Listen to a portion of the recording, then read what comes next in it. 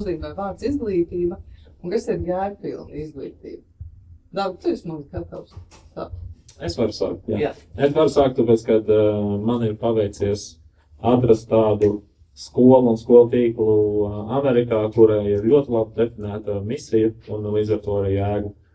Un es piekrītu šai misijai, un šī misija ir iedvesmot katru, atrast savu aicinājumu dzīvē, kas var būtiski izmainīt pasauli. Un man liekas, priekš jēgpilnas dzīves un priekš laimīgas dzīves tev ir jāizmanto savi talanti, tev ir jāapzinās savu talantu, viņi jātīsta, bet tev viņi jāizmanto arī darot lietas, kas tev aizrauj, kaut kas tev interesē. Un savienojot to ar problēmu risināšanu pasaulē, par ko arī maksā mums naudu, un kas piedod papildus jēgu dzīvē. Ja tu dari visu priekš seviem, tad cilvēki nav parasti laimīgi, bet ja tu dari kaut ko priekš pārējiem, tad tas ir tas, ko laimīgi cilvēki bieži pateiks, ka es esmu ļoti laimīgs, piepildīts, jo es palīdzu citiem, es daru priekš pārējiem. Un tas ir tas, kā mēs skolā definējam aicinājumu, mēs definējam to, kā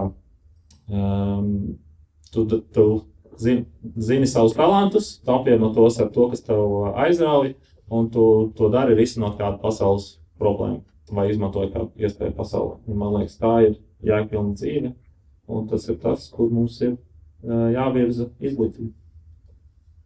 Paldies!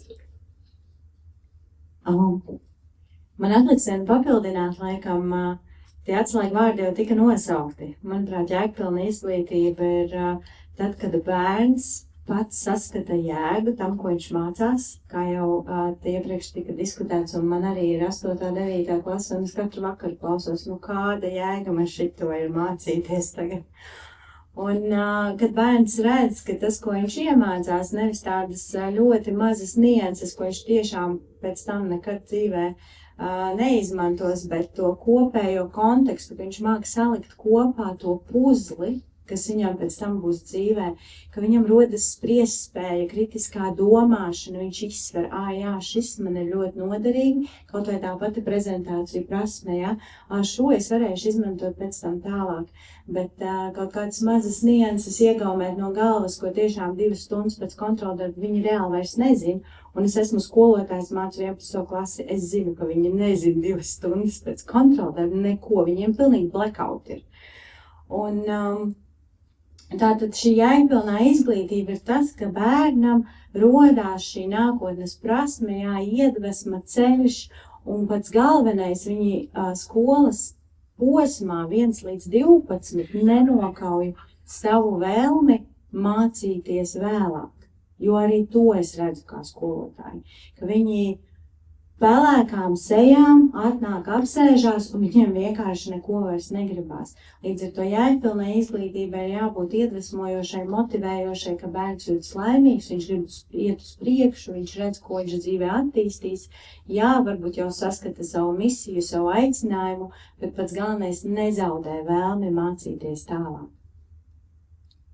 Jā, man nav ko piebilst, es jau iepriekš droši vien arī par šo izteicos. Un tā izglītības doma vispār, tas ir ceļš manā uztverē.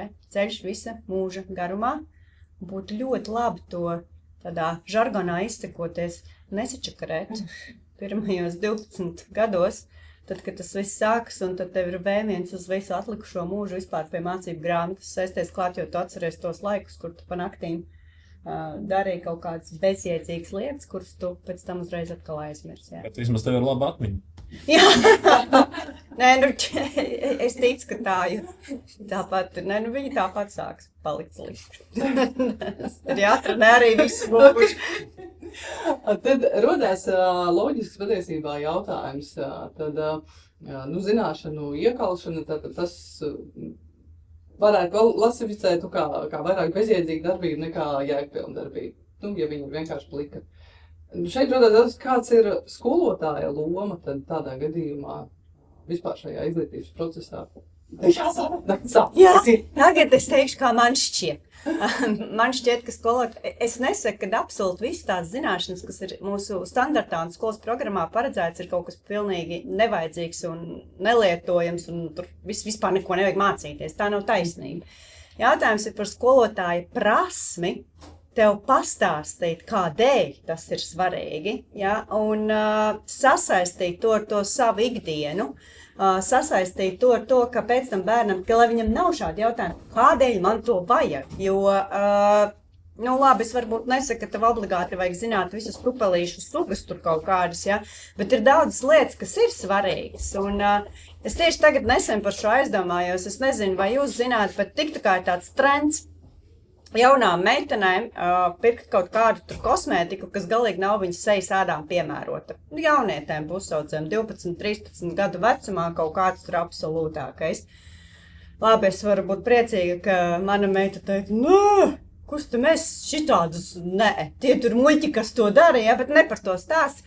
Bet es tikpat labi varētu būt arī tās meitas mamma, kur to dara. Un tad man liekas, ka tās bioloģijas mērķis varētu būt ļoti skaists. Pastāstīt, ja tiem jauniešiem aktuāli, protams, ir tas, kā viņi izskatās, nu, viņiem visas šīs lietas sāk būt aktuāls, ja, nu, tādas bioloģijas un visvisāda sugas attīstības konteksta, tad izstāst, kā sastāv tava āda. Kādēļ tev nevajag šādu kosmētisko līdzekli, kādēļ tev varētu būt labs kaut kas cits, ejiet tajā mikrobioloģijā iekšā, sasaisti to, kas ir aktuāls, ja?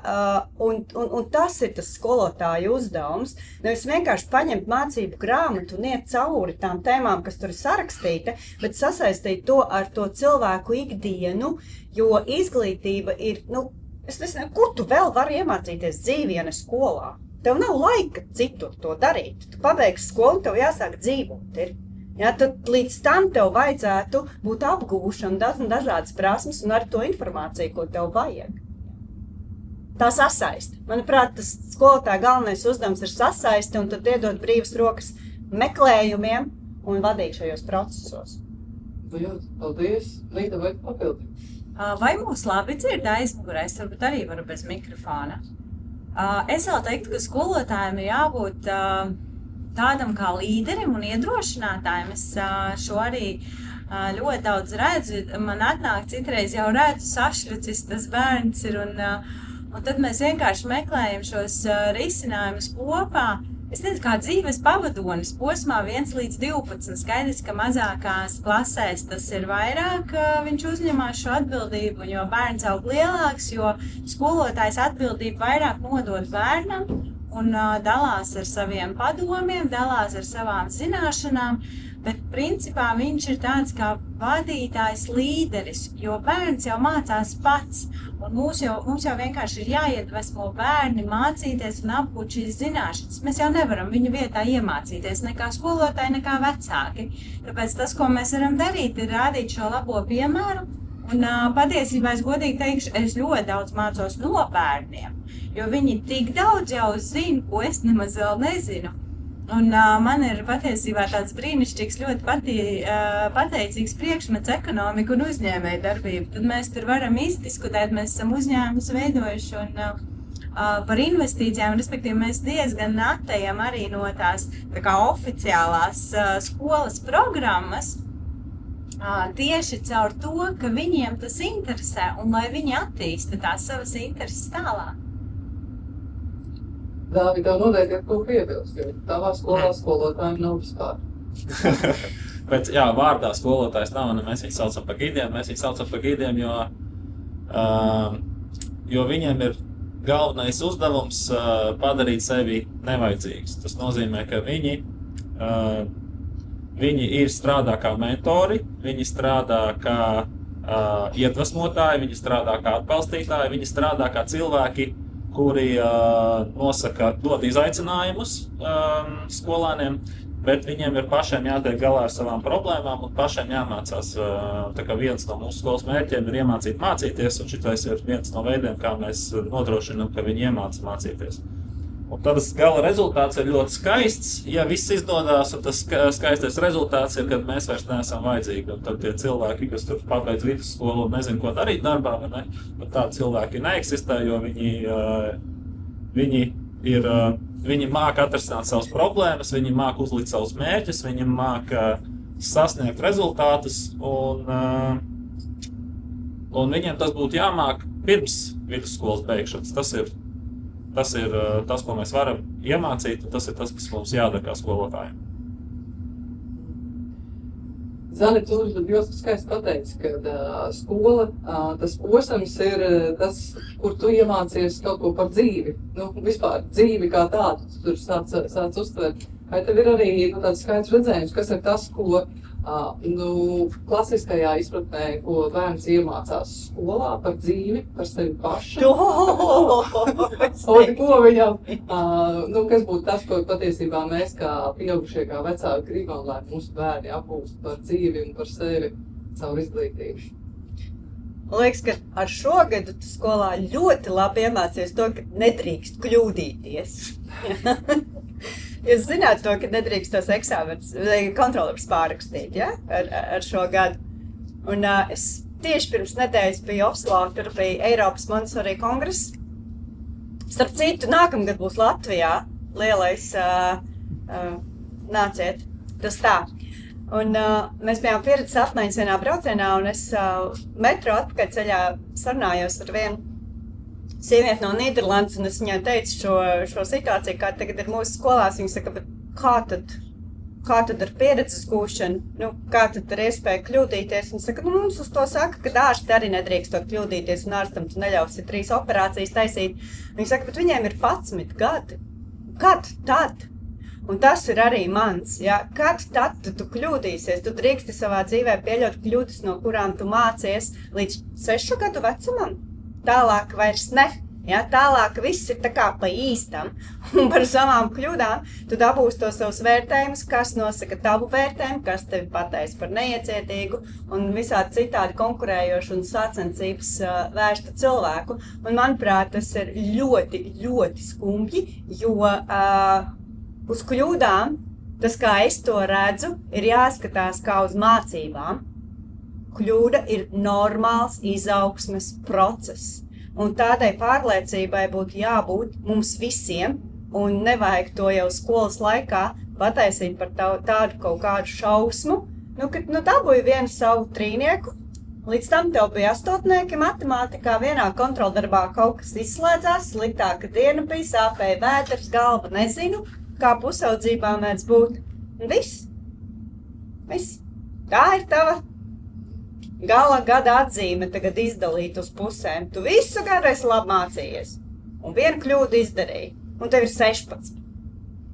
Ja, tas ir ārkārtīgi skumji. Ja?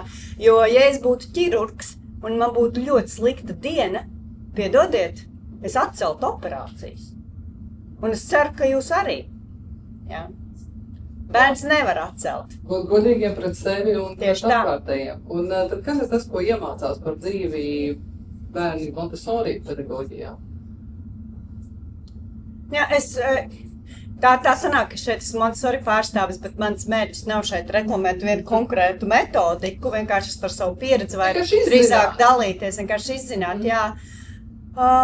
Es domāju, ka tieši to, ka tu mācies caur eksperimentu, tu mācies caur to, tu spēj novērtēt pats sevi, izvērtēt godīgi, un tu ej tālāk, tu virzies, tu visu laiku redzi savu izaugsmi, un tava vērtība esi tu pats vakardien.